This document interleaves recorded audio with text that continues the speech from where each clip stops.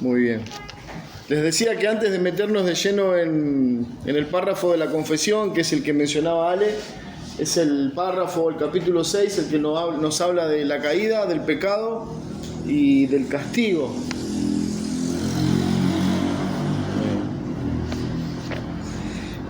Quisiera que le podamos leer juntos ahí en Primera de Pedro, capítulo 3, versículo 15.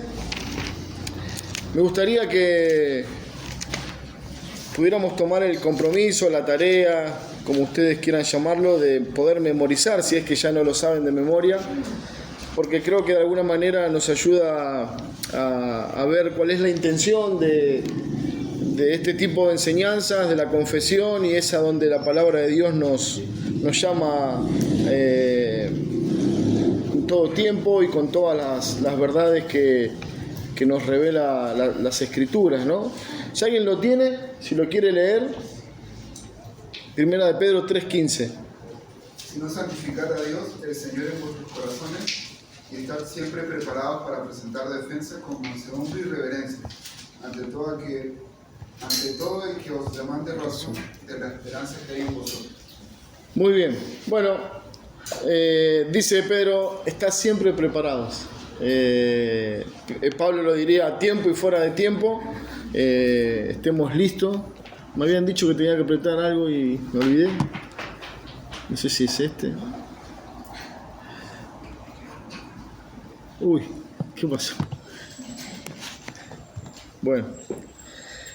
El llamado del versículo 15 es a estar preparados, ¿no? Y la única manera de estar listos o preparados es que previamente a que llegue ese momento en donde nosotros tengamos que dar una razón, o como dice Pedro acá, una defensa de lo que creemos, debemos prepararnos, ¿no? Y si bien esto es algo no es algo muy exhaustivo ni profundo, sí de alguna manera nos va ayudando a tener claridad sobre lo que creemos, ¿no? Más allá de lo que creemos como iglesia, entendemos que son enseñanzas que están bíblicamente comprobadas y que es enseñanza que nosotros como cristianos debemos conocer, ¿no? Entonces, de alguna manera, siempre que traigamos a nuestra mente el versículo 15, nos va a ayudar a recordar cuál es nuestra tarea, cuál es nuestra responsabilidad, y eso es de prepararnos, ¿no? Crecer en la fe, en el conocimiento de Dios, poder defender nuestra doctrina, pero no por el simple hecho de defender lo que yo creo, sino un poco lo que leíamos en Tito el domingo, ¿no? Que para que no se deshonre la palabra de Dios, ¿no? Y cuando yo doy una convicción bíblica, sensata, razonable, de lo que creo, entonces de alguna manera el Evangelio y Dios están siendo honrados por aquellos que no creen en Él, ¿no? Porque ven que lo que decimos no es algo místico, ni alocado, ni agarrado de los pelos, ni tantas doctrinas que andan por ahí que no tienen ni pie ni cabeza, sino que lo que decimos es algo razonable, algo lógico, algo que podemos comprobar a través de la palabra de Dios. Muy bien, hermanos, antes de leer el primer párrafo, me gustaría orar una vez más y luego sí nos introducimos rápidamente, ¿sí? ¿Oramos? Señor Padre, te damos gracias porque tú nos has concedido este tiempo y tú conoces nuestros corazones, que hemos llegado a este lugar con necesidades, con sed de tu palabra, con hambre de ser alimentados por tu Espíritu. Por eso, Señor, te rogamos que, conforme a tu promesa de que tú vas a edificar a tu iglesia, te hagas presente en esta noche, nos hables, nos alimentes, nos fortalezcas, nos permitas ver con claridad la enseñanza que hoy tenemos para compartir. Señor, te ruego que seas tú obrando en nuestros corazones y hablando en nuestras vidas por medio de tu palabra. Te damos gracias, Padre, en nombre de Cristo. Amén.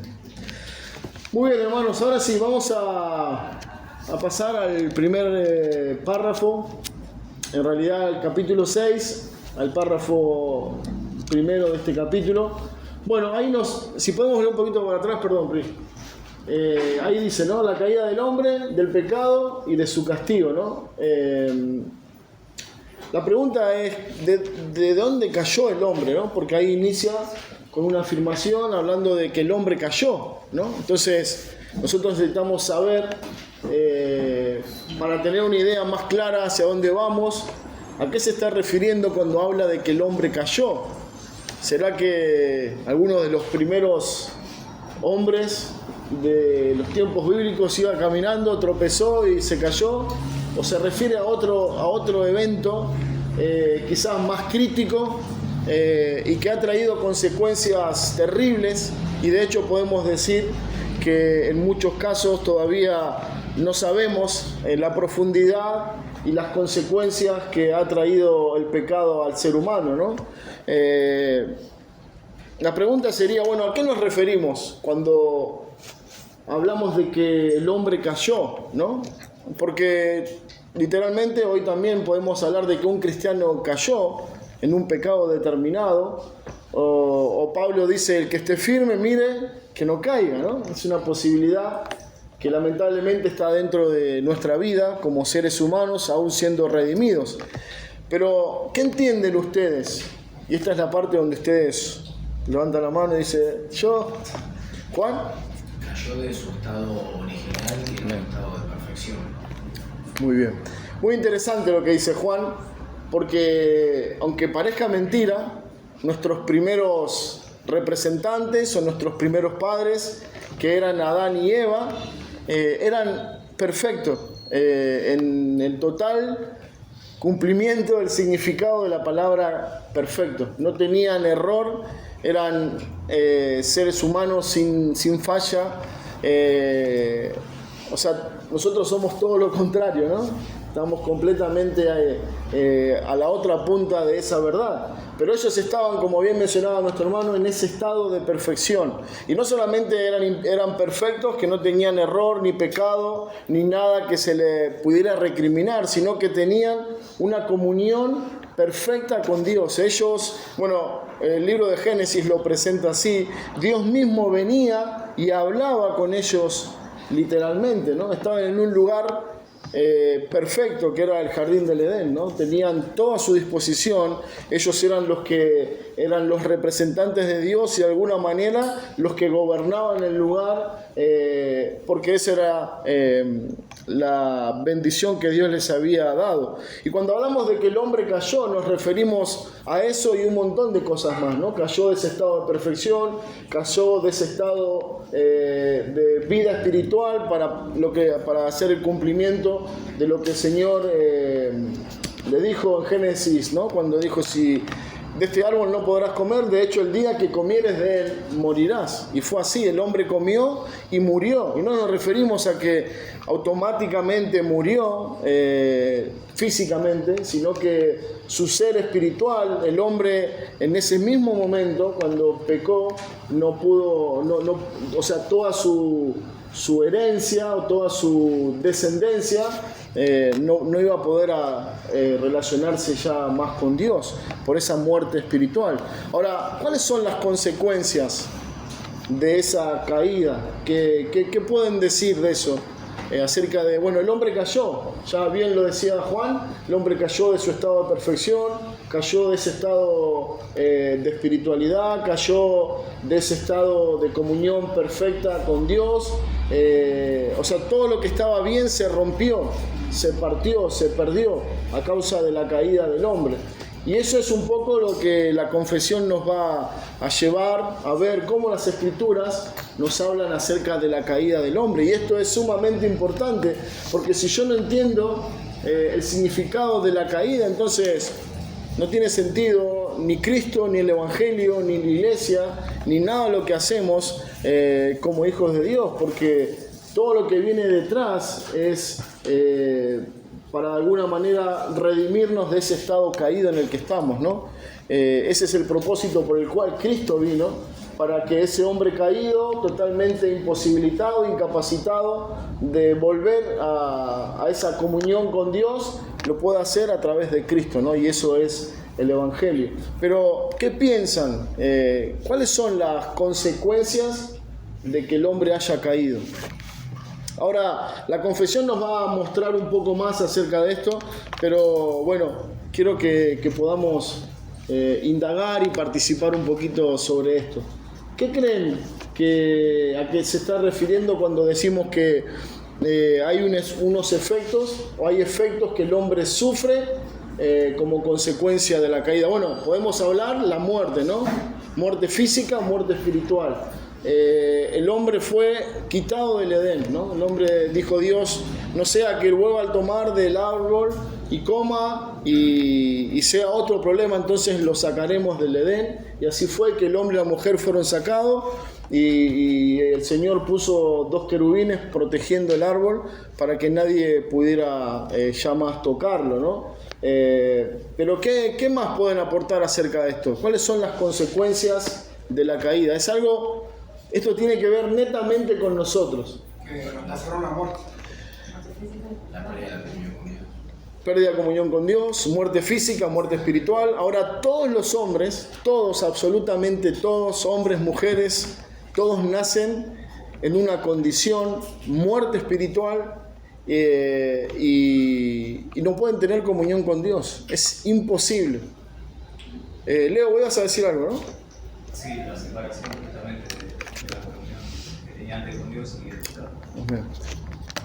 El hombre ahora se transforma en un pecador. El hombre ahora peca. No es que el hombre tiene que hacer algo ahora para ser un pecador, sino que dice la palabra que dice desde la matriz el hombre se ha corrompido, ¿no? O desde la matriz el hombre se ha desviado. Esto indicando, como dice también el Salmo 51, que en maldad he sido formado y en pecado me concibió mi madre, decía David, ¿no? Y algunos decían que, bueno, esto se refería a un evento pecaminoso de la madre de David, pero no se está refiriendo ni a un adulterio ni a una fornicación, sino que está haciendo mención de que a causa de esa caída del hombre, todos los que descienden de Adán y Eva, o sea, todos los seres humanos, nacen en esa condición, ¿no? Muertos, incapacitados para relacionarse con Dios, son pecadores. ¿Qué más? Alberto. Una pregunta. Esto es lo que muchos pueden considerar que en ese instante se perdió realmente el libre albedrío del hombre. Porque ya nosotros no nacemos con ese libre albedrío de hacer lo bueno y lo malo, de escoger si obedecíamos o no, o como le pasó a Adán y Eva, de escoger o no comer del árbol que les fue prohibido, sino ya nacemos esclavizados en esa condición pecaminosa. O sea, ya no hay el libre albedrío para poder volver al Señor, para andar en santidad. Necesitamos. Sí, podemos decir que el libre albedrío tiene, nada más que está afectado por la caída, y el hombre, a diferencia de Adán, que sí podía decidir no pecar contra Dios, decidió todo lo contrario. Ahora el ser humano o todos los descendientes de Adán siempre van a decidir por lo malo y no pueden decidir por Dios, por hacer lo bueno o lo que Dios manda, ¿no? Por ejemplo, Adán y Eva podían cumplir con la ley que Dios les había establecido, ¿no? Sin embargo, el hombre no puede. O sea, no le fue quitado esa libertad. O sea, el hombre puede decidir, pero siempre decide contrario a la ley de Dios y siempre decide contra lo que Dios ha establecido, ¿no? Entonces, podemos decir que hay una libertad, pero esa libertad está, como usted bien decía, esclavizada al corazón malo, a esa oposición que el hombre tiene natural contra Dios. Entonces nunca voluntariamente va a decidir hacer lo correcto, va a buscar a Dios. Por eso todo el tiempo la palabra dice: el hombre no busca a Dios, el hombre no puede hacer lo bueno, no hay justo ni hay uno. ¿Por qué? Porque si bien tiene la libertad, esa libertad está cautivada por el pecado y siempre va a buscar lo malo, ¿no? No sé si quizás lo confundí más o... Sí, es que... ¿Sí lo confundí o...? Bueno, no, sin el ánimo de entrar en la discusión, ¿no? Tranquilo, bueno. De hecho, sabemos que el libre albedrío para lo cotidiano es otra cosa, ¿no? Claro. decidir ponerte el buzo negro o el buzo blanco, ¿no? Sí. Y, Bueno, para mí es un problema también porque... peor todavía. Entonces, el Señor, en eso somos, no nos coacciona, no somos robóticos. Claro. Sin embargo, en cuanto al pecado, en cuanto a volver al Señor, de manera nosotros natural no tenemos esa capacidad. O sea, no sé hasta qué punto me confundo. O sea, no hay ese Sí. libre albedrío, porque el libre albedrío es tomar una decisión entre dos cosas. Porque cuando hay una sola, pues no estoy tomando decisión porque solo hay una sola. Claro. Pero en este caso, en el que obedecerle o desobedecerle sería el libre albedrío para yo tomar una decisión Claro. entre las dos. Sí. Pero en mi condición pecaminosa, si no es el Señor que viene y me salva, si no es el Señor que transforma Claro. el corazón, que cambia ese corazón, si no es el Señor que me da poder de la conciencia del pecado, o sea, yo no puedo. Claro. O sea, estoy como sujeto Sí, sí. a ese pecado, entonces ese libre albedrío, no sé si considerar que no existe en nosotros, no sé si ahora soy yo el que lo confundo. Puede ser. ¿Marco? No, creo que es lo mismo que Alberto. Yo quería dar una, si puedo aportar, ¿no? Una ilustración que siempre la da su jefe. No. Lo digo porque ya seguro que algunos la conocen. Pone un ave de rapiña y a la paloma y ponen, no sé, cosas podridas, un animal podrido, y el ave de rapiña siempre se va a inclinar al animal podrido. Claro. Y la paloma al alpiste, ¿no?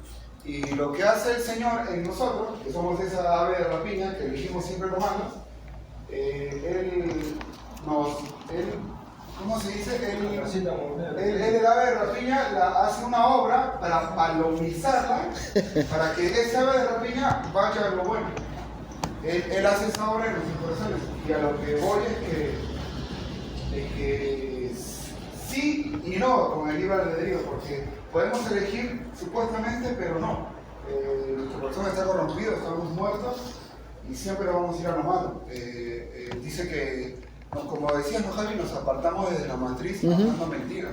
Sí, igual creo que lo que Alberto está diciendo, una cosa es lo cotidiano o lo diario, que de hecho el hombre toma decisiones constantemente, pero cuando hablamos del libre albedrío, generalmente, por lo menos en el ámbito evangélico, lo apuntamos más a lo que es la parte espiritual, no hay duda. El libre albedrío no nos fue quitado, de hecho, todo el tiempo estamos decidiendo, ¿no? Como decían, qué ponerme, si me abrigo o no me abrigo, si me peino, si me baño o no me baño, y esas cosas. Lo hacemos todo el tiempo, pero cuando hablamos literalmente o puntualmente del libre albedrío, nos referimos a esa incapacidad que está en el hombre de elegir a Dios, de buscar a Dios. Y de eso, usted lo decía, ¿no? Cuando Cristo viene, Él nos capacita, lo que decía Marcos, cambia ese corazón, esa vieja naturaleza, y pone ahora un espíritu que nos lleva a buscar a Dios constantemente. Hasta que esa obra de regeneración no pasa, nuestra libertad, digamos, para elegir a Dios no está. Estamos imposibilitados. De hecho, hermano, la frase, pues, es un versículo que conocemos, yo creo que todo cristiano, es: y conoceréis la verdad. La verdad os hará La libre. verdad os hará libre. O sea, solamente en Cristo podemos volver a adquirir esa libertad Amén. de hacer el bien. Porque cuando nosotros hacemos el bien, somos libres de hacerlo. Sí. En cambio, cuando hacemos el mal, estamos siendo esclavizados por ese mal. Entonces, Claro. en otra parte, porque uno es esclavizado por el pecado, ¿no? Claro.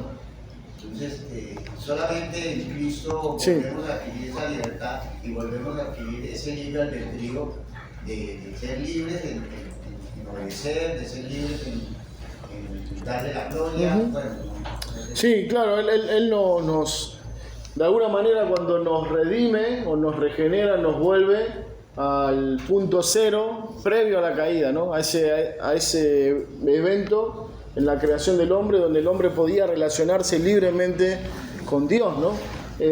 Bueno, vamos a la confesión y avancemos ahí, si podemos. Bueno, ¿todos ven bien? ¿Se ve bien? ¿Quién se anima a leer los primeros 18 párrafos? No, ¿hasta dónde está? Hasta donde dice no la honró. Los primeros 3 renglones. Me encantaría llegar, pero bueno, estoy un poquito. Sí, Leo, dale, por favor. A pesar de que Dios creó al hombre recto y perfecto y le dio una ley justa, que hubiera sido para vida si la hubiera guardado, y amenazó con la muerte su transgresión, el hombre no la honró. Bueno, ¿qué está diciendo esto? Bueno, de alguna manera nos va relatando cómo Dios creó al hombre y bueno, lo que afirmábamos o lo que meditábamos al comienzo, lo que decían nuestros hermanos, Dios creó al hombre recto y perfecto, ¿no?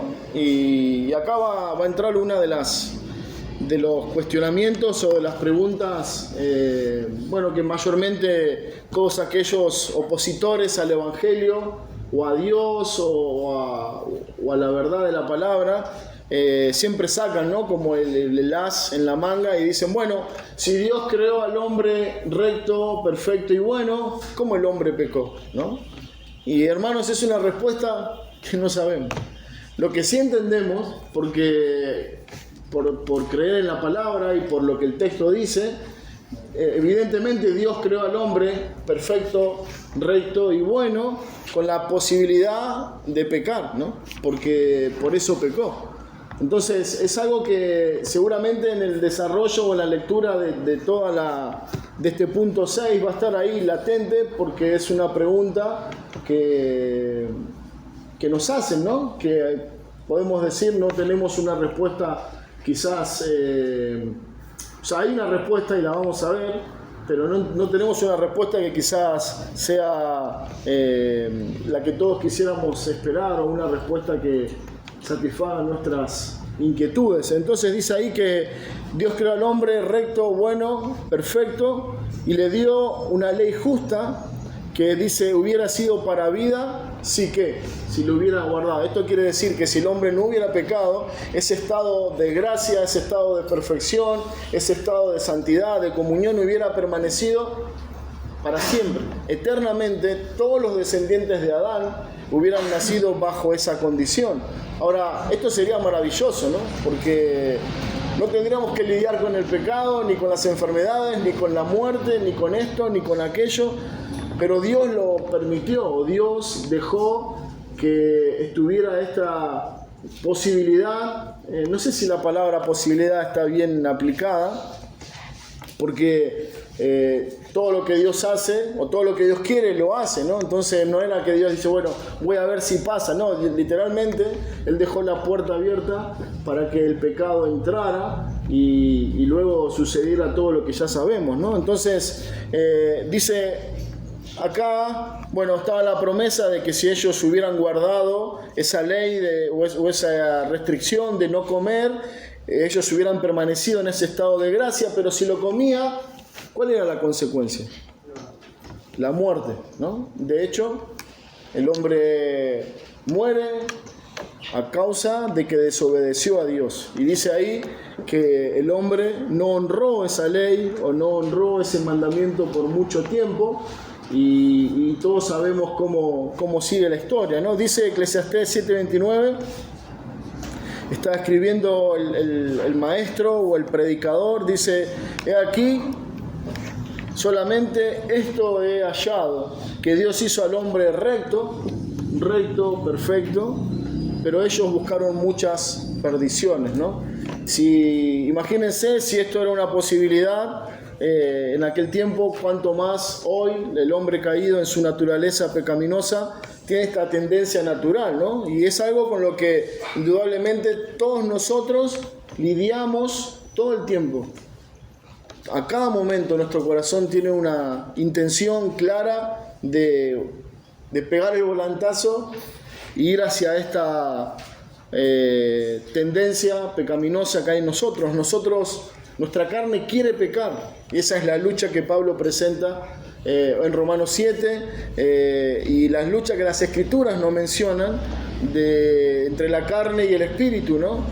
Hay otra versión de Eclesiastés 7 que me gusta y quiero compartirla, dice, tan solo he hallado lo siguiente, que Dios hizo perfecto al género humano, pero este ha buscado demasiadas complicaciones. Bueno, la palabra complicaciones quizás no nos deja ver en profundidad lo mismo que cuando dice perversiones, ¿no? Pero sí entendemos que no solamente se refiere a un hombre, sino que ahora lo hace extensivo a todo el género humano. Y ahora, esto es interesante y esto es también un punto de cuestionamiento, ¿no? Porque todos nosotros, en algún momento de nuestra vida, al enterarnos de la historia de Adán y Eva, preguntamos, ¿pero qué culpa tengo yo que Adán y Eva no hayan obedecido y hayan comido del fruto como Dios le había dicho que Dios le había dicho que no comieran? Bueno, ellos eran los representantes, o fueron los representantes de toda la raza humana, ¿no? Ahora, si ellos hubieran eficazmente cumplido con el mandamiento de Dios, todos nosotros hubiéramos recibido el beneficio, pero lamentablemente nuestros padres no cumplieron. Entonces, en consecuencia, toda su descendencia, todos nosotros que descendemos de ese hombre y esa mujer, tenemos esa condición caída y ese pecado en nosotros. Dice Romanos 5:12, que es uno de los versículos que usa ahí la confesión para apoyar este punto. Dice, por tanto, como el pecado entró en el mundo por un hombre, por el pecado la muerte, así la muerte pasó a todos los hombres, por cuanto todos pecaron, ¿no? O sea, la muerte pasó a todos nosotros como consecuencia de ese pecado. Muy bien.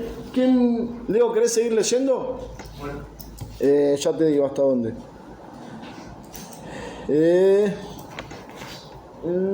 Hasta donde dice no veo nada.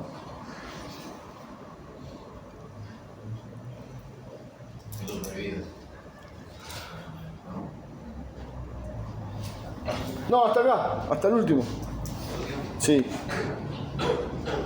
No, perdón, tenías razón, Juan. Hasta el fruto prohibido. Lo que sí no lo comas,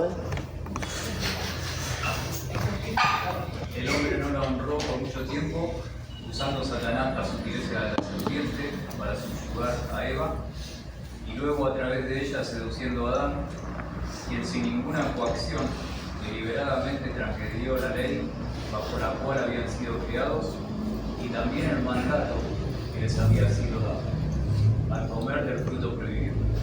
Muy bien, esto se está poniendo bueno.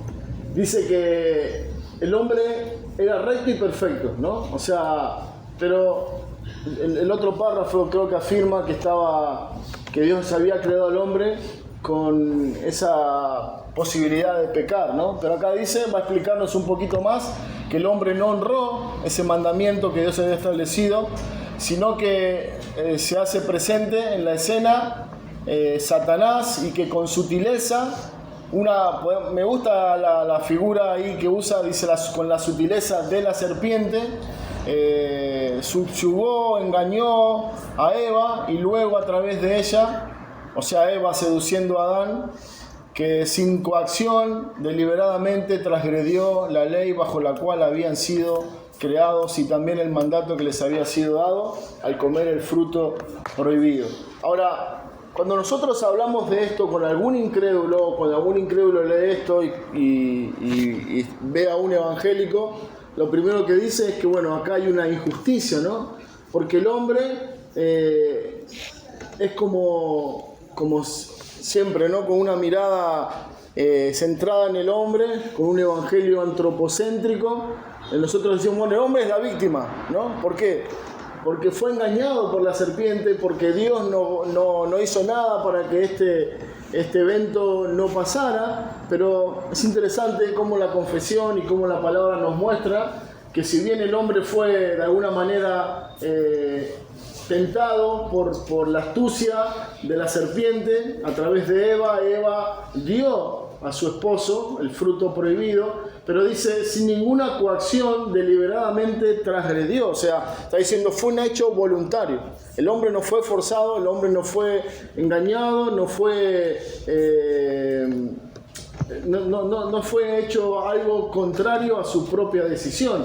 O sea, pensando en el libre albedrío que hablaba nuestro hermano Alberto, acá el hombre decidió voluntariamente, en su libre albedrío, pecar contra Dios. O sea, el fruto, él sabía esto, no podía comer, y ahí suceden varias cosas, ¿no? Él no creyó a Dios, como en otras ocasiones, el hombre puso en tela de juicio lo que Dios había determinado, no le creyó a Dios diciéndole estas son las consecuencias, no le creyó en cuanto a que había una prohibición y que esa prohibición era lo mejor para él, de no sufrir las consecuencias. Y de alguna manera es esa dinámica que se repite todo el tiempo con nosotros. Cuando nosotros pecamos, estamos como de alguna forma repitiendo este mismo mecanismo al pecar, ¿no? No le creemos a Dios, a su palabra, cuando nos habla de las consecuencias del pecado. Deliberadamente desobedecemos y decidimos de corazón pecar contra Dios, ¿no? Y eso es siempre el punto del pecado. Más allá del color del pecado, por ponerle una figura, siempre el pecado es contra Dios, ¿no? Y esto es lo que pasó. El hombre, si bien fue tentado por la serpiente, decidió pecar contra Dios y ya sabemos las consecuencias. Muy bien, antes de seguir avanzando, ¿alguna pregunta, sugerencia, algo que no se entiende? ¿No? Sí, Ale. Pensaba que en la misma advertencia de Dios, cuando les advierte y les prohíbe de comer el fruto, ahí está mostrando la libertad que ellos tenían. Porque si no, no hubiera sido necesaria la prohibición o la advertencia. Claro. ¿No? Sí. Entonces eso nos muestra que eran libres, eran rectos, perfectos, inocentes, pero estaban libres solo con una advertencia, solo con una prohibición. Y me parece que la clave de todo esto es cuando entendemos que ni a ellos ni a nosotros se nos violenta esa libertad, o sea, se nos violenta la voluntad, ¿no? Claro. Parece que esa es la clave como para entender de alguna manera qué es lo que pasó en ese momento, porque ahora nosotros decimos, bueno, ahí dice quien sin ninguna coacción. Ahora nosotros hoy día sí estamos coaccionados. Estamos coaccionados ¿por qué? Por la maldad de nuestro corazón, por la naturaleza pecaminosa. Bueno, pero tampoco es una coacción, porque es algo que vos haces voluntariamente. Claro, sí. Es deliberado, pero es como que nuestra tendencia ya es a... Claro, sí, es eso lo que queremos. Claro. O sea, hay una tendencia al mal y ese mal de alguna manera te lleva a actuar mal deliberadamente. Pero ahí me parece que lo que aplica más no es el pecado, porque no lo había, pero sí la libertad que ellos tenían. Claro. Y a pesar de ser rectos y perfectos, al no ser violentada esa voluntad de ellos, esa libertad, bueno, ellos toman lo único que Dios les había prohibido. Sí. Bueno. Sí, Alberto, perdón. Me parece que, disculpen la interrupción, pero me parece que ese punto de la libertad sería bueno dejarla no en el... Como dice Juan, hacemos un paréntesis ahí, lo dejamos para otra clase. No en la tibieza, Paréntesis, corchete y llave, me parece. no en la tibieza, sino que quede más definido, ¿no? Sí, igual que el ejemplo que ponía Marco, el halcón y la paloma. El halcón no decide comer carroña siendo una decisión de él. Él es carroñero. Claro. O sea, es su condición. Es su naturaleza. Sí, el chulo, ¿cómo le llaman acá? El chulo. No sé qué es. ¿Chulo? Chulo, a veces cuando ando por la calle me gritan chulo. Y yo... No, los gallinazos, los temas, otra palabra. Los que comen, los cuervos. ¿Cuervo? No sé, Juan, traducilo vos que... El Juan sí es el intérprete. No trajo el don hoy, no trajo el... Bueno, eso. Él come carroña porque es su condición. Él no tiene la decisión de decir voy a comer carne limpia, carne fresca. Claro. ¿Cierto? Hay tres pensamientos en las personas que dicen que unos dicen que el hombre no nace ni bueno ni malo, sino que se va adquiriendo su carácter en la medida que crece, ¿cierto? Hay otros que se atreven a decir frases como que el hombre nace bueno y la sociedad es la que lo corrompe. Claro. Pero en cuanto a nosotros, si nos basamos en lo que estamos estudiando, ninguna de estas dos afirmaciones es válida. Claro. El hombre nace, ya nacemos en pecado porque por un hombre entró el pecado y de ahí al resto. Nosotros ya no nacemos rectos y perfectos. O sea, no nacemos con esa libertad de hacer el bien como si la tuvo Adán y Eva. Tal cual. Nosotros ya nacemos con esa condición. O sea, yo sigo en lo personal creyendo que no hay esa libertad. Realmente no tenemos esa libertad de decidir de hacer el bien o el mal. O sea, nuestra condición nos jala hacia allá. O sea, solamente el Señor es capaz de hacer ese trasplante, es capaz de cambiar esa mente de resto, o si no necesitaríamos de él, hermano. Sí, no hay duda. El tema es que si nosotros lo definiéramos en dos extremos, decimos, bueno, un extremo es bueno y un extremo es malo.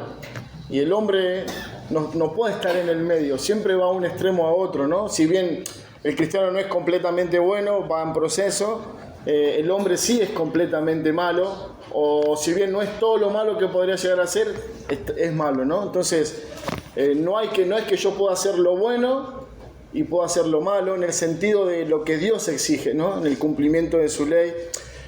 Pasa que para entender un poquito más tenemos que entender el significado de la palabra, del concepto pecado, ¿no? Pecado, por ejemplo, tiene la idea de una flecha que da en el blanco, ¿no? En el centro del blanco. Ese es el propósito para el cual Dios nos creó, su gloria. A causa de la caída, nosotros como flecha no damos nunca en el blanco, ¿no? Erramos todo el tiempo. De alguna manera, el hombre es eso, todo el tiempo haciendo lo malo, todo el tiempo yendo contrariamente a la ley que Dios estableció. Entonces, hablando de esa libertad, el hombre no quiere hacer lo bueno, o sea, siempre quiere hacer lo malo, ¿no? Y si bien... Bueno, las dos cosas, porque ahora vamos a ver de qué manera el hombre dice, no quiero hacer lo bueno. Porque hacer lo bueno no en el sentido de hacer cosas buenas, sino hacer todas las cosas buscando la gloria de Dios, ¿no? Sí, Leo, perdón. Sí, quería decir algo cortito, porque es interesante lo que estamos hablando. Que yo pienso, creo que sí, que Dios en su creación perfecta, por lo que viene diciendo usted, crea al hombre y le da el libre albedrío. Sí. Todavía tenemos ese libre albedrío, porque sí. si no, tampoco lo hubiese pecado. El tema es que ese libre albedrío que todavía continúa, porque nosotros estamos bautizados, como decía Ale, que ya pasamos ese punto de que el hombre no fue forzado ni dio violencia a la criatura, como dice la confesión. Claro. El libre albedrío queda condicionado a la caída por el pecado. Sí, bueno, al comienzo yo decía que nosotros todavía no llegamos en nuestra mente caída y finita a comprender la gravedad muchas veces de la caída. Sí tenemos como dice Pablo, ¿no? Yo soy el mayor de los pecadores o el peor de los pecadores. Claro, Pablo está hablando de sí mismo y dice, el mayor pecador que yo conozco soy yo. Pero si nosotros conociéramos quizá el pecado de otra persona y viéramos su manera de pecar y su manera de no darle la gloria a Dios, podemos ir un poco más hacia abajo viendo la gravedad de la caída y así con cada caso en particular. Y creo que un poco cuando nosotros pensamos en esto, pensando en cómo nuestra libertad fue afectada, nos permite entender, tener una idea un poco más clara de las consecuencias de la caída, hasta qué punto nos ha afectado.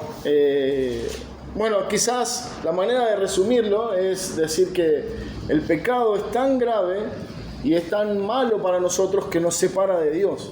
O sea, Dios es lo mejor que nosotros podemos conocer y ese pecado es tan grave que nos aparta de lo mejor que nosotros tenemos o quisiéramos anhelar, ¿no? Dice Pablo en 1 Timoteo 2:14, Adán no fue engañado, sino que la mujer, siendo engañada completamente, cayó en transgresión. Bueno, un poco haciendo referencia a este punto, ¿no? De cómo Satanás fue a Eva, la engañó, la tentó y Eva, bueno, tomó el fruto y lo compartió con Adán. Esta sería, bueno, la otra parte del primer párrafo. La parte final, que es a partir de acá, Leo, si querés leerlo. Sí. Lo cual agradó a Dios permitir conforme a su sabio y santo consejo, habiéndolo ordenado con el propósito de que fuera para su propia gloria. Muy bien. Bueno, esta es un poco la respuesta a la pregunta por qué Dios permitió que el hombre pecara, ¿no? Dios permitió, o a lo cual le agradó permitir a Dios, según su sabio y santo consejo, habiendo ordenado con el propósito de que fuera para su propia gloria. ¿Qué iba a ser para su propia gloria? Que el hombre pecara. O sea, lo que él está diciendo es Dios lo permitió, a él le agradó permitir, dejar bueno, Dios en su conocimiento sabía que el hombre iba a pecar, sabía que este evento iba a suceder, y él lo permitió en su consejo santo y sabio, y todo esto lo hizo para su propia gloria. Con esto queremos decir, Dios no es autor del pecado, Dios no es autor de lo malo, sí lo permitió con un propósito santo, que a veces está lejos de que nosotros podamos comprenderlo, ¿no? Y un versículo, la confesión menciona varios pasajes, pero vamos a leer uno solo. Dice Hechos 2:23, a este, hablando de Cristo, entregado por el determinado consejo y anticipado conocimiento de Dios, prendisteis y matasteis por manos de inicuos, crucificándole. Bueno, ¿qué está diciendo? Que Dios conoce todas las cosas de antemano, y no solamente las conoce, sino que Él las determina, Él permite que las cosas sucedan. No recuerdo cuando hablábamos acerca de la creación, creo que fue uno de los jueves, y también decíamos que si algo existe, si algo pasa, lo que fuera, es porque Dios lo permitió, ¿no? O sea, algo bueno, algo malo, lo que sea, si eso pasa, es porque Dios lo ha permitido. Bueno, lo mismo con esta verdad. Si el pecado se hizo presente en ese lugar santo, perfecto, maravilloso que era el Edén, en esa pareja perfecta que eran Adán y Eva, era porque Dios en el determinado consejo y anticipado conocimiento lo permitió. Él lo quiso así, de la misma manera, así como Él quiso que Cristo fuera atrapado y traicionado y crucificado, de la misma manera Él permitió que este evento aconteciera así. Quizás no lo podamos entender, quizás tengamos nuestra... bueno, no me queda claro, no entiendo, viendo las consecuencias del pecado en nuestra vida y en el mundo, pero sí tenemos que descansar en esto. Esa decisión de Dios fue una decisión sabia, santa y para su gloria. Y eso tiene que ser suficiente para nosotros.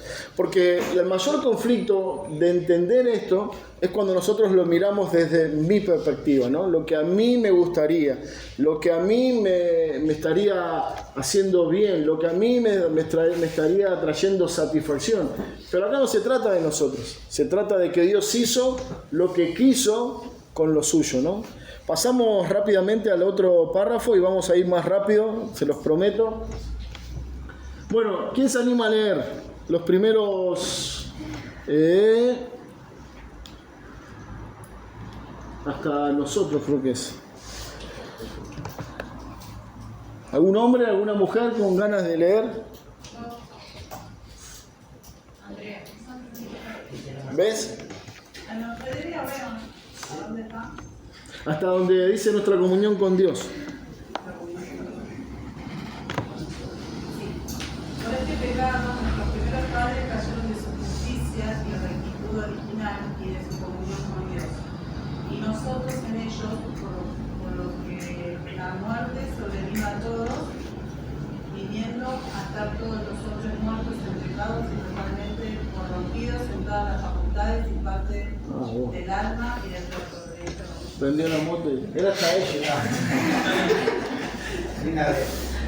Bueno, ¿qué está diciendo acá? Bueno, un poco lo que veíamos antes, ¿no? Que nuestros padres pecaron, nuestros primeros padres cayeron de, como bien mencionaba Juan al comienzo, de su justicia, de su rectitud y de su comunión con Dios. Y nosotros en ello. Esto quiere decir un poco lo que también mencionaba Alberto, de esas tres posturas de que el hombre nace bueno, medio bueno o malo. Bueno, esta es la realidad. Todos los hombres, a partir de Adán y Eva, o sea, no hay un tercer hombre que nació perfecto. O sea, el primer hijo que ellos tuvieron nació en esta condición, ¿no?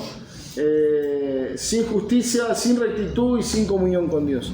Y eso somos todos nosotros, esa es nuestra condición, ¿no? Entonces hay un montón de versículos, no lo vamos a leer por una cuestión de tiempo, pero si usted puede leerlo va a ser de mucha bendición, porque nos habla de que el hombre pecó y por causa de ese pecado, por causa de que el hombre pecó, el pecado entró en el mundo, Romanos 5:12, que en Adán, a causa de que él es nuestro representante, heredamos muerte, pero también dice Pablo que a causa de Cristo, nuestro nuevo Adán o nuestro representante delante de Dios, también recibimos vida, ¿no? Todos los hombres nacen en pecado, Salmo 51, 4 al 5, Salmo 58, 3. Este sí me gustaría leerlo. ¿Lo tenés, Marco, ahí? Este es un versículo precioso, hermanos. Salmo 58, 3. Se apartaron los impíos desde la matriz y se descargaron hablando mentiras desde que nacieron. Amén. La pregunta es, ¿hay algún hombre que no nace impío? Cristo. Claro, no, bueno, muy bien. Pero fuera de Cristo, todos nosotros, en algún momento de nuestra vida, fuimos impíos, ¿no? Por eso el Salmo 58.3 dice, todos los hombres nacen desde la matriz, no es que tienen que pecar, no es que tienen que hacer determinadas cosas, son impíos, son apartados, o sea, son alejados de Dios. ¿Por qué? Porque hace alusión, la confesión hace alusión a esta verdad en las Escrituras, de que el hombre, a causa de que el primer hombre y la primera mujer cayeron de su justicia y de su rectitud, todos nosotros heredamos esta condición de impíos, de muertos espiritualmente. Génesis 8:21 dice que todos los hombres tienen un corazón malo, y Proverbios 22:15 dice que la necedad está pegada al corazón del muchacho. Y no es que solamente los jóvenes son necios, todos nosotros nacemos en esa condición, y la mayor prueba de eso es que el hombre no busca a Dios en su necedad y en su muerte espiritual. Bueno, lo que sigue, ¿no? Dice que viniendo a estar todos los hombres muertos en pecado, totalmente corrompidos en todas las facultades y partes del alma y del cuerpo. Esto es, bueno, necesitaríamos mucho más tiempo, pero no lo vamos a hacer. Pero está diciendo que todo nuestro ser, nuestra mente, nuestro corazón, nuestros músculos, nuestros pulmones, toda nuestra célula, la parte más microscópica del hombre, todo fue corrompido. Todo. A causa del pecado. Bueno, de alguna manera poder entender la gravedad del pecado es poder entender las consecuencias que trajo para nosotros, y no solamente trajo complicaciones en nuestras facultades intelectuales o físicas, sino también en nuestra alma, ¿no? La mayor prueba de eso es que el hombre está muerto y no desea a Dios, ¿no? Cuando en realidad debería ser lo más necesario que el hombre busque a Dios todo el tiempo, ¿no? Bueno, luego de eso nos dice que esta es la condición de nuestra alma. Nuestra alma estaba en esa condición. Efesios 2.1 dice, ¿no? Estábamos muertos en delitos y pecados, y esta es la condición de todos aquellos que no están en Cristo. A causa de que nuestras facultades están afectadas, el hombre está limitado intelectualmente, el hombre no tiene ninguna capacidad espiritual para buscar a Dios, para acercarse a Él, y esa es la gravedad del pecado. Vayamos al punto 3. ¿Quién quiere leer esta parte? Esto lo podemos hacer todo de corrido, así ganamos tiempo. ¿Quién se anima? ¿Juan? Dale. Dale. Siendo ellos la raíz de la raza humana y estando por designio de Dios en lugar de toda la humanidad, la culpa del pecado fue imputada en la naturaleza corrompida, transmitida a toda la posteridad que descendió de ellos mediante generación ordinaria, siendo ahora concebidos en pecado y por naturaleza hijos de ira, siervos del pecado, sujetos a la muerte y todas las demás desgracias, espirituales, temporales y eternas, a no ser que el Señor Jesús nos libere. Amén. Bueno, esta era nuestra condición. Hasta que el Señor nos liberó, ¿no? Nos trajo a la vida, ¿no? Y es interesante resaltar que no es que nosotros, nos sacamos ese yugo de opresión o esas cadenas de pecado no queríamos, no podíamos, y el Señor tuvo que, como un poderoso libertador, aparecer y liberarnos, porque de otra manera era imposible que nosotros consiguiéramos esa libertad. O haciendo alusión a lo que Alberto mencionaba en el Evangelio de Juan, donde dice: conoceréis la verdad y la verdad os hará libres, ¿no?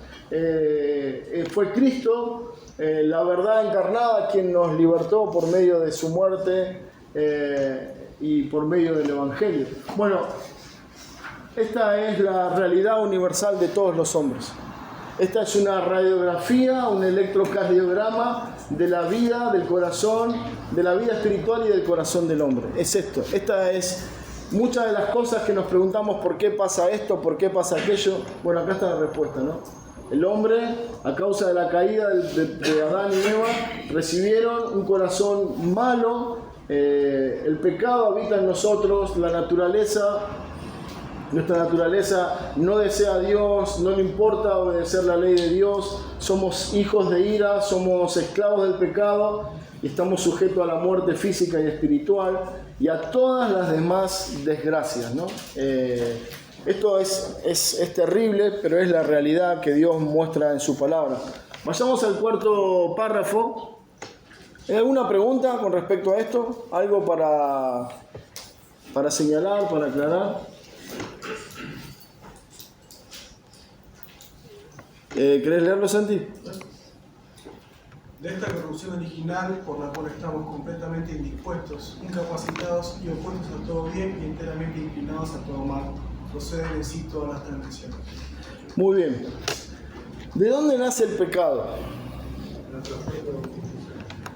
Dice: debido a esta corrupción original con la que nacemos, por la cual estamos completamente indispuestos o incapacitados y opuestos a todo bien y enteramente inclinados a todo mal, proceden de sí en sí todas las transgresiones. O sea, quiere decir, el pecado está en nosotros, es parte de nuestra genética, es parte de nuestra herencia, es parte de lo que somos, y de ahí, de lo que somos, sale el pecado. Por eso decíamos, el hombre no tiene que pecar para transformarse en un pecador, sino que el hombre peca porque es lo que somos, ¿no? Es lo que dice la palabra de Dios. Hay un montón de versículos, hermanos, no lo vamos a ver, simplemente quería mencionar esto y preguntar si se entiende, porque es muy interesante, porque al final de esto, o sea, en realidad lo que la confesión y la palabra nos está haciendo es mostrarnos pequeños flashes de nuestra propia vida, de lo que somos, ¿no? De lo que éramos sin Cristo, ¿no?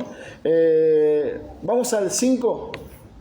Perdón, creo que ahí... Sí, Juan. Sin ánimo de volver a un tema, ¿no? No, tranquilo. Ahí meditaba mientras hablaba Alberto y yo también, y recordaba lo que escribió Lutero, ¿no? En cuanto al libre albedrío. Sí. ¿No? Y que él lo llama el albedrío esclavo. Sí. ¿No? O sea, los únicos que tuvieron libre albedrío fueron Adán y Eva. Claro. Después el albedrío, o esa capacidad de elegir, quedó esclava, ya Claro. no es más libre. Totalmente. ¿Eso significa que el músico no puede hacer algo bueno? No. No. El tema es que primero que tiene que ver con que esa voluntad ya está totalmente esclava al pecado y no podemos elegir nada que tenga que ver con la salvación y con Dios. Claro. Y en segundo lugar, cuando un ser humano caído elige hacer algo bueno, en realidad no lo está haciendo para la gloria de Dios, que es el fin principal del hombre, es hacer, ¿no? Claro. Glorificar a Dios y gozar también para siempre. Sí. Toda cosa buena que el hombre haga, la hace para sí mismo, para su propio ego, para su propia gloria y no para la de Dios. Totalmente. Que sería el fin principal por el cual algo bueno debería ser hecho. Claro. Por eso es que aún haciendo cosas buenas, el hombre está pecando. Sí, tal cual. Y su albedrío sigue estando esclavo a eso que dice ahí, ¿no? Sí, claro, está haciendo una... Bueno, es interesante, cuando nosotros miramos una película, sobre todo las más, creo que todas, pero las más actuales como que tienen un énfasis más pronunciado y más claro de eso, ¿no? Siempre tratan de mostrar que de alguna manera, no sé, alguien se puede reformar y el hombre que era malo se vuelve bueno y comienza a hacer buenas acciones y más o menos la temática de todas las películas rondan por ahí, ¿no? El hombre bueno, el superhéroe malo que se hace bueno y así, ¿no? Siempre hay una tendencia de querer mostrar que el hombre, sin la ayuda de Dios, puede hacer cosas buenas. Y de hecho creo que hay casos de hombres, pecadores, que no temen a Dios y hacen cosas buenas, ¿no? Y eso entra dentro de lo que se conoce como la gracia común, que quiere decir que Dios en su misericordia le permite al hombre o usa a determinadas personas para que hagan el bien a otros, ¿no? Entonces, un poco lo que decía Juan, que es, a pesar de esta realidad, si bien el hombre está esclavizado a su propio pecado y nunca va a hacer nada para la gloria de Dios, puede hacer algo bueno, ¿no? No sé, podemos pensar en médicos, podemos pensar en un montón de personas que día a día hacen determinadas tareas muy necesarias, pero eso no quiere decir que están dándole la gloria de Dios. De hecho, su mayor motivación es su propia gloria, no sentirse satisfecho de que hice lo que es correcto y no darle la gloria a Dios. Sí, perdón, Juan. Y bueno, yo quería aportar un texto para agregar a lo que están hablando con Juan. Dice en Isaías 64, conocido, si bien todos nosotros somos como suciedad y todas nuestras justicias como trapos de inmundicia. Esas son nuestras obras, ¿no? Claro. Cuando las hacemos por amor de nosotros, que no le damos la gloria a Dios. Totalmente. Como trapos de inmundicia. Y eso entra dentro de las obras o de las tareas o de nuestra vida como cristiano, ¿no? Por eso todo el tiempo uno tiene que preguntarse por qué hago lo que hago, ¿no? O sea, ¿por qué estoy haciendo esto? Porque a veces ese impulso natural en el corazón del hombre está a hacer determinadas cosas para mi propia gloria y no buscando la gloria de Dios, ¿no? Entonces, bueno, eso es parte de la naturaleza con la cual lidiamos todo el tiempo y lo cual tengo que velar sobre esas cosas, ¿no? La motivación por la que yo vengo a la iglesia, la motivación por la cual hago esto o aquello, tiene que ser Dios, la gloria de Dios, porque me deleito en Él, porque disfruto de Dios, porque entiendo que esta manera o esta tarea o esta función es la que le va a dar gloria a Él y no a mí mismo. No es que me voy a poner yo o alguien en particular, sino que Dios va a ser de una mejor manera honrado y alabado, ¿no? Muy bien, hermanos, ¿alguna pregunta con respecto a esto? ¿Algo que no quedó claro ya para entrar en la recta final? Bueno, si nosotros hiciéramos una pregunta, si podemos responder entre todos, sería: ¿qué sucedió cuando Adán y Eva pecaron en el Edén? Así, a grosso modo, no nada puntual ni mucho menos. ¿Pero qué pasó? Bueno, un montón de cosas. El hombre se corrompió, toda la raza humana recibió esa herencia. O sea, todo lo que Dios, ¿se acuerdan? Génesis capítulo 2 dice que Dios miró y dijo: está todo bueno, todo es perfecto, todo es maravilloso, hasta que el hombre pecó contra Dios y esa realidad se pervirtió para siempre, o por lo menos hasta que Dios venga y regenere o como dice la palabra, bueno, también redima su creación. Pero bueno, ¿qué sucedió en el Edén? El hombre cayó, pecó contra Dios, desobedeció y ahora estamos sufriendo las consecuencias. ¿Cómo afecta el pecado o cómo nos afecta a nosotros el pecado?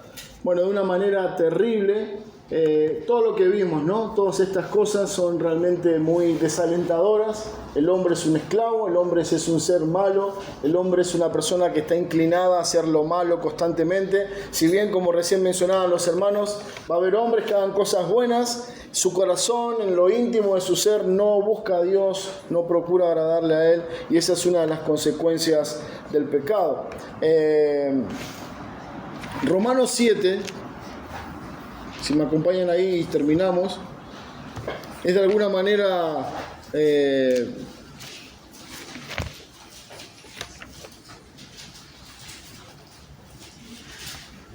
un pasaje que está de alguna forma hablando de todo esto. Pablo está, bueno, hay varias posturas. Algunos afirman que esto fue antes de su salvación, otros que fue al momento de su salvación, pero la realidad o la verdad que queremos señalar es que Pablo está haciendo énfasis en esa lucha que hay en el corazón del hombre contra el pecado, esa lucha que hay contra su propia carne, o esa ley, dice él: hay una ley en mis miembros que se opone a la ley de Dios, ¿no? Entonces él dice, versículo 24, miserable de mí, ¿quién me librará de este cuerpo de muerte?, ¿no? Y dice el versículo 25, gracias doy a Dios por Jesucristo, Señor nuestro, ¿no? Bueno, ¿qué quiere decir? Todas estas verdades que veíamos hoy rápidamente son realidades que estaban en nuestra vida, ¿no? Y de hecho muchas de ellas están todavía de una manera inferior o, como algunos dicen, de manera residual o algo así. Son cosas que están en nosotros con las cuales lidiamos, pero dice versículo 25, gracias doy a Dios por Jesucristo. ¿Y por qué Pablo está dando gracias a Dios por Jesucristo? Bueno, porque como bien decíamos en el párrafo anterior, el único capaz de liberarnos de toda esta consecuencia de nuestro pecado es Cristo.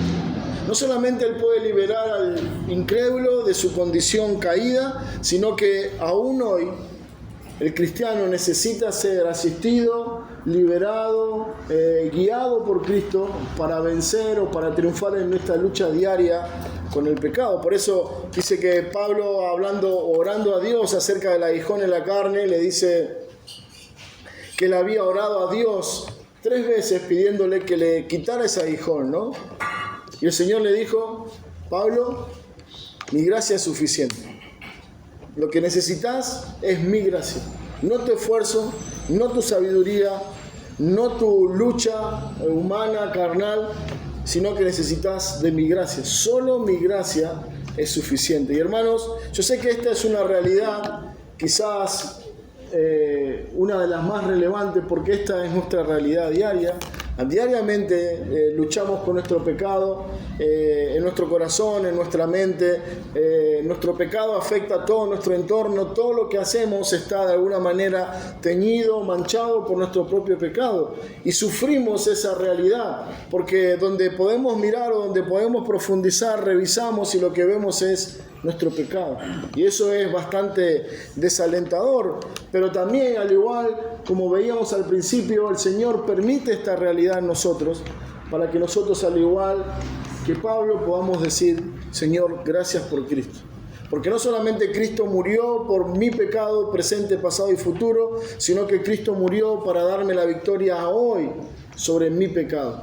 Y yo puedo tener una vida de victoria y cada uno de nosotros puede vencer su pecado por medio de Cristo. Y al igual que Pablo, decir, Señor, gracias por Jesucristo. Hermano, que esa sea nuestra esperanza, nuestro consuelo, y que cada día, al igual que Pablo, podamos ir a Él para pedir su ayuda, para descansar en que su gracia es suficiente, en que su gracia bastará para fortalecernos, para animarnos a lidiar cada día con nuestro pecado, con nuestra naturaleza caída, y que podamos gozarlo en Cristo, y como bien mencionaban los hermanos, podamos hacer todo buscando su gloria. Muy bien, oramos y terminamos.